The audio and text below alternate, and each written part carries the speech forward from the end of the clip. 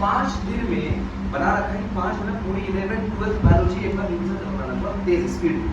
आप एक दिन आएंगे लेकिन आप प्रैक्टिस चल तो आना चाहिए, उसको थोड़ा फायदा मिलता है। मैं कह रहा हूँ कि अभी मेडिकल एग्जाम देना है 5 तारीख को, चलो आपके 200 नंबर आ रहे हैं, मान लीजिए कि आप इसी तारीख में 200 नंबर आता है, अगर उसकी वजह से आपके 300 हो रहे हैं,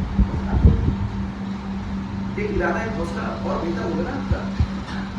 अगर मान लीजिए यहीं पर अभी 11 आप 12 में एग्जाम दे रहे हैं जोया, और आपके 500 नंबर आ रहे हैं, फिर देखिए कॉन्फिडेंस कितना तगड़ा होगा।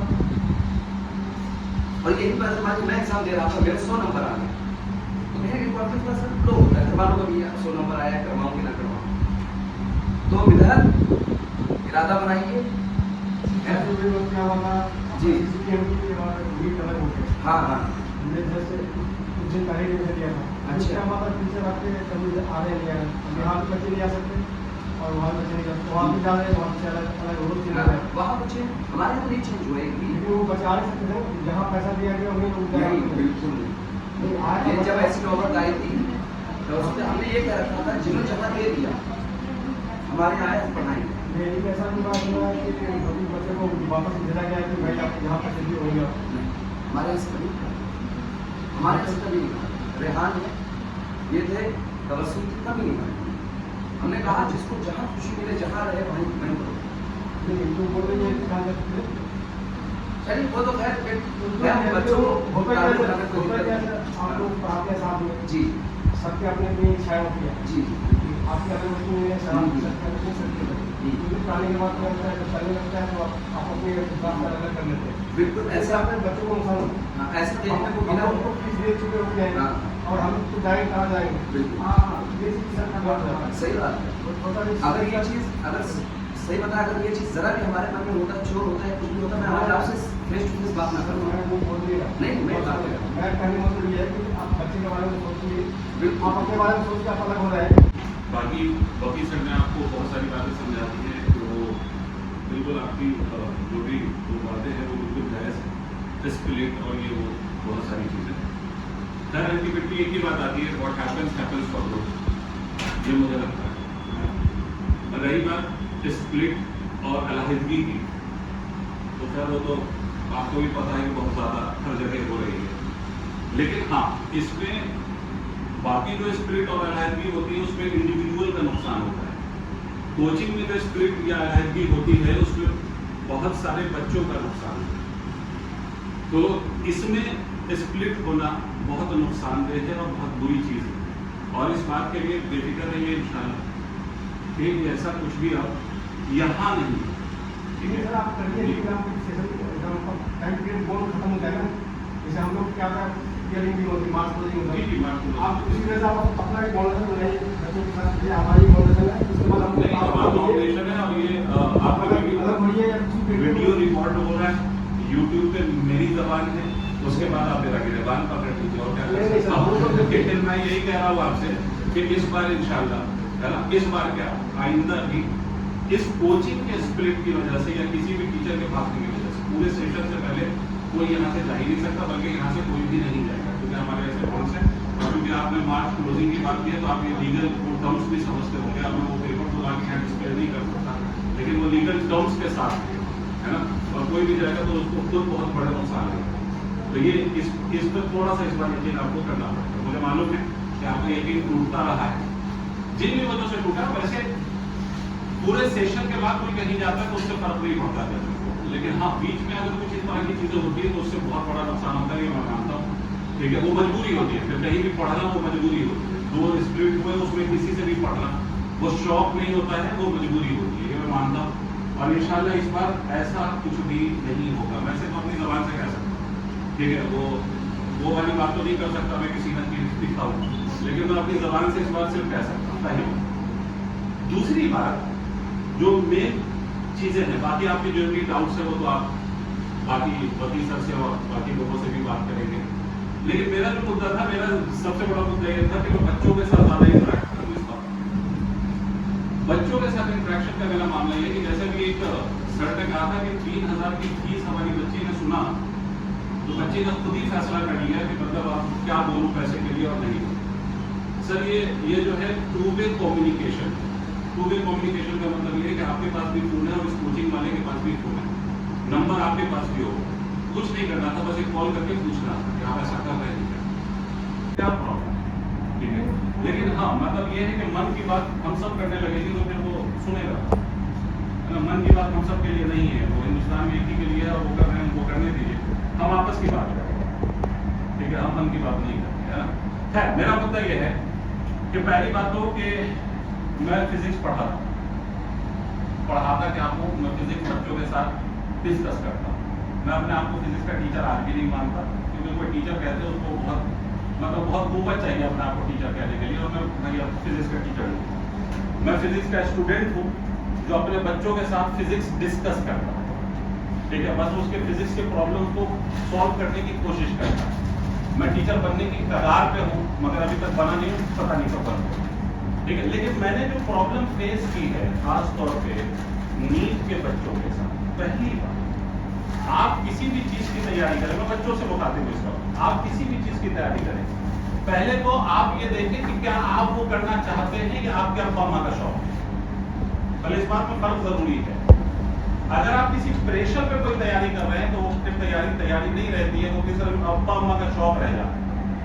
तो पहले तो आप अपने आप को ये टटोलें कि आप जो तैयारी करना चाह रहे हैं उसके लिए आप खुद चाहते हैं, आपकी वो चाहत है या किसकी चाहत है, उसको पहले क्लियर करें। अब आते हैं कि अगर वो आपकी चाहत है तो आपको नीट में क्या आना है वो आपको पता है, मतलब पता ही नहीं कौन कौन से सब्जेक्ट।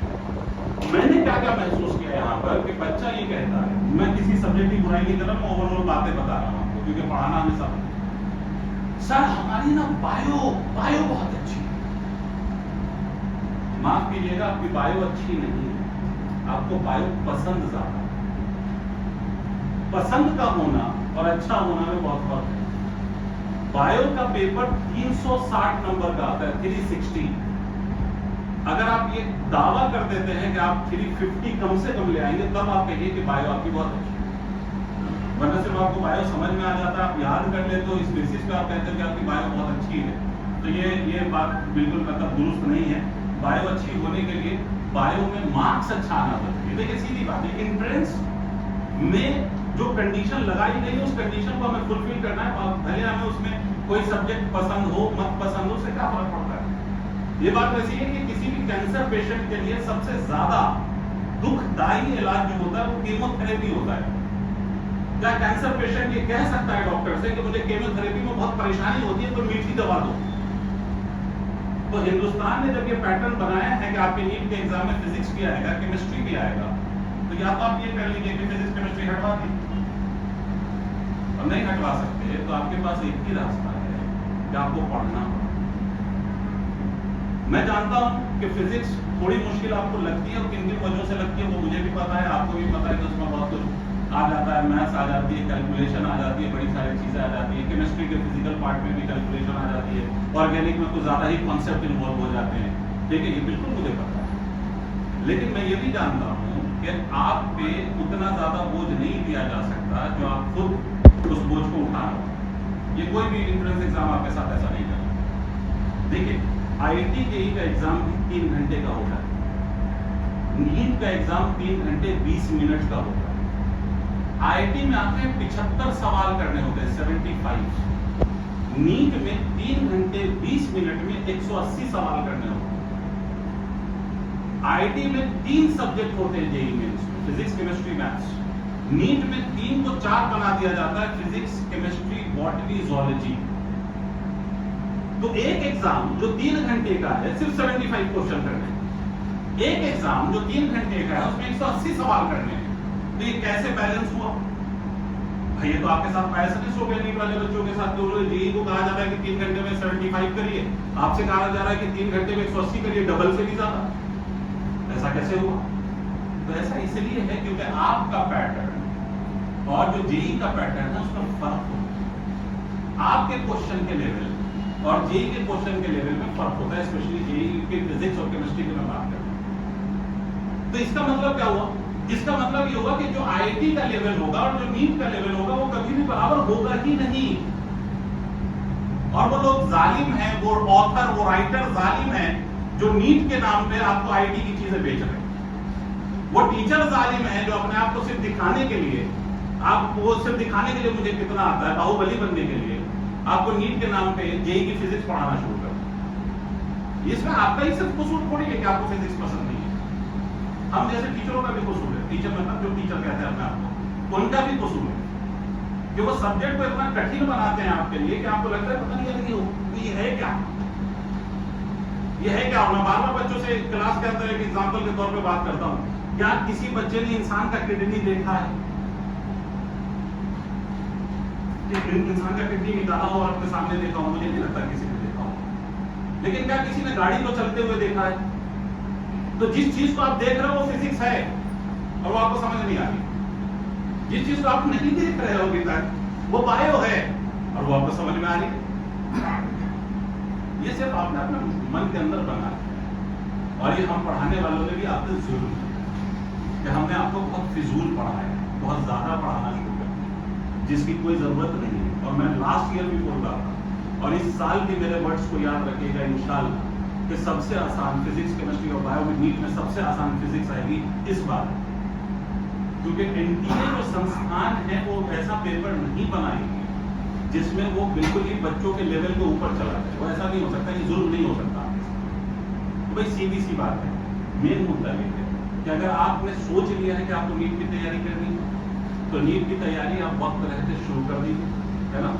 घर बैठने से बेहतर कि कुछ पढ़ लिया, ठीक है। घर बैठ के भी आप क्या करते हैं मुझे पता है, मैं रील्स कितना देखता हूँ तो आप कितना देखते होंगे मुझे पता है, ठीक है। हाँ, आपके लेवल का रील्स और मेरे लेवल का रील्स अलग अलग होता होगा, कंटेंट आप अलग देखते होंगे, मैं अलग देखता हूँ, लेकिन हम दोनों देखते हैं। तो घर बैठ के कुछ बहुत बड़ा कुछ काम नहीं होता, आपको घरों से बाहर निकल के कोचिंग तक पहुंचना पड़ेगा, चाहे आप XYZ किसी कोचिंग। मेरी आदत ही नहीं है मैं अपने आप को प्रमोट करूं, लेकिन मैं सीधी बात कहूंगा कि वहां पढ़िए जहां पे आपको उतना ही पढ़ाया जाए जिसकी जरूरत है। फिजूल में सिर्फ बाहुबली बनने के लिए आपको टीचर्स वो ना पढ़ा रहे हो जिसकी जरूरत नहीं है। भाई मैं ही जेई को पढ़ाऊंगा और मैं ही नीट को पढ़ाऊंगा, दोनों बातें सेम नहीं हो सकती। और अगर हो रही है तो फिर मुझे पता ही नहीं है कि दोनों की रिक्वायरमेंट है, ठीक है। तो इसलिए अगर आपने इरादा किया है तो फिर चारों सब्जेक्ट पढ़ने का भी इरादा करना है। और अगर कोई सब्जेक्ट आपको जल्दी समझ में आ जाता है तो बाकी सब्जेक्ट को थोड़ा ज्यादा वक्त देके उसको बेहतर करने की कोशिश करनी है। और ये एक दिन नहीं करना है, ये पूरे साल करना है। अगर आप इसके लिए बिल्कुल तय कर चुके हो कि आप पूरे साल की मेहनत करोगे तो फिर आना भी। अगर सोडा वाटर का जोश है तो फिर ये जोश से कोई फायदा नहीं है।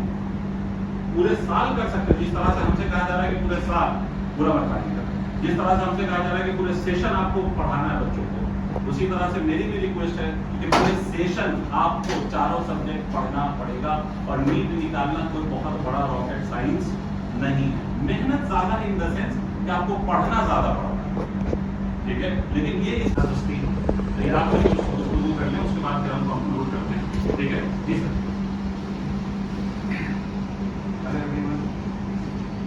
सर ने बताया मेरा नाम दानिश है और ये जगह मेरे लिए बहुत नई है और ऐसे बच्चे भी मेरे लिए बहुत नए हैं। एक्चुअली मैं पिछले कुछ साल से पढ़ा रहा था, तो सर ने एक बात कहा अभी तो उसको मैं थोड़ा सा आपको समझाना चाहता। सर ने एक बात बोला कि मोबाइल सबसे बड़ा अभी कारण है, वजह है डिस्ट्रैक्शन। मैं आपको कोचिंग का एग्जांपल दे रहा हूँ और उसकी एक बात आपको बताऊँ। आसाम, आप लोग तो सब नाम तो सुना ही होगा। आसाम में एक ऑर्गेनाइजेशन है जिसका नाम है अजमल सुपर कोचिंग। बदरुद्दीन अजमल वहाँ के मेंबर ऑफ पार्लियामेंट के उन्हीं के ऑर्गेनाइजेशन और वहाँ पे रेसिडेंशियल प्रोग्राम चलता है जो के पास कैपेबिलिटी और बच्चे को एडमिशन है तो प्रिपरेशन का। और पिछले साल ऑलमोस्ट 350 के आसपास बच्चों का MBBS में सिलेक्शन हुआ, ऑलमोस्ट 350 प्लस है माइनस नहीं। हाँ, एक बार ये भी बता देना चाहता हूँ मैं कि हमारे यहाँ का कट ऑफ और वहाँ का कट ऑफ के फर्क है। हमारे यहाँ MBBS कितने मार्क्स में मिलता है? 620 के बाद, और वहाँ पे 550 पे था इस साल। ये एक वजह है कि वहाँ पे सिलेक्शन हुआ ज़्यादा। अगर आप बच्चों से वहाँ किसी भी बच्चे से आप इंटरव्यू लेगा जिसका सिलेक्शन हो चुका है कि भाई यहाँ पे इतना मास सिलेक्शन हुआ या तुम्हारा सिलेक्शन हुआ, इसके पीछे वजह क्या है, वो बच्चे पता है टीचर का नाम बाद में लेंगे। वो बच्चे एक बात बोलेंगे कि यहाँ पे हॉस्टल में मोबाइल अलाउड नहीं है और हम सब मोबाइल से दूर रहते हैं और यही सबसे बड़ी वजह हमारी कामयाबी। सोचिए, तो सारे बच्चे का एक ही स्टेटमेंट आपको मिलेगा। आप जो अपने बच्चों को मोबाइल दे रहे हैं, आप छोटा मोबाइल भी दे सकते हैं आने जाने के लिए, कभी आप कोचिंग पहुंचे कि नहीं, कोचिंग से निकले कि नहीं। ये 1 साल या जो भी वक्त है आपके पास, अगर मान लीजिए अल्लाह करे आप लोग इस बार गेट देंगे, इस बार हो जाए, किसी वजह से नहीं होती है, तो आपके पास फिर 1 साल टाइम है। उस टाइम में आप उस टाइम को बेहतर यूटिलाइज करें। इसके लिए सबसे पहले आपको अपने आप को सुधारना होगा। मैं आपको बता रहा हूँ, मैं 2-3-4 बच्चों को पढ़ा रहा हूँ, मेरे को पता है, ये लोग भी जानते हैं। यहाँ के बच्चे थोड़ा क्लास में ना, तो जिस तरह से बच्चों को क्लास में ध्यान देनी चाहिए वो उस तरह से ध्यान नहीं देते। ऐसे पेरेंट आप हर दिन का जायजा लीजिए बच्चों, आप क्या करते हो 3 घंटे कोचिंग जाते हो, क्या पढ़ रहे हो। चलिए रोजाना नहीं पूछ सकते आप, हफ्ते में 1 दिन आप छुट्टी होती है, संडे के दिन अपने बच्चों के साथ बैठिए, उनसे बात कीजिए कि आपकी पढ़ाई कैसी चल रही है। आप यकीन मानिए, आपके बच्चे यहाँ आते हैं ना, तो मोर देन 80% बच्चे पढ़ते नहीं। मेरा जो अभी तक का 1 से 1.5 महीने का जो सफर है, ये सब बच्चे जानते हैं। जितने बच्चों को मेरे से अभी तक प्रॉब्लम हो गया, इसकी वजह ये है कि मैं पढ़ाता हूँ, वो बदमाशी करते, तो मैं उनको बोलता हूँ खामोश है तो सुनो। तो आप एज ए पेरेंट आप जरूर ध्यान दें अपने बच्चों को कि बच्चे क्लास में जा रहे हैं क्योंकि जा रहे हैं, तो पढ़ते ही नहीं पढ़ते। और इंटरेस्ट का होना बहुत जरूरी है। शम सर ने कहा कि अगर आपको डॉक्टर बनना नहीं है और जबरदस्ती आपको डॉक्टर बनाया जा रहा है, तो फिर ये पॉसिबल नहीं है। आपका प्रोफेशन और पैशन सेम होना चाहिए। क्या आपको पसंद है और आप क्या करना चाहते हैं, ये दोनों चीज अगर एक हो जाएगी ना, तो फिर आपको इंटरेस्ट भी आएगा, आप इसमें चीज़ें लगा के मेहनत करेंगे। तो मैं नया हूँ, बहुत ज़्यादा कुछ नहीं बोल पाऊंगा आपके सामने, इंशाल्लाह अगले साल आपके सामने बेहतर बोलूँगा। हाँ, मेरे को थोड़ा चीज़ समझ में आई, जो कंसर्न स्क्रीन वाला मामला, तो इंशाल्लाह अल्लाह की राह पे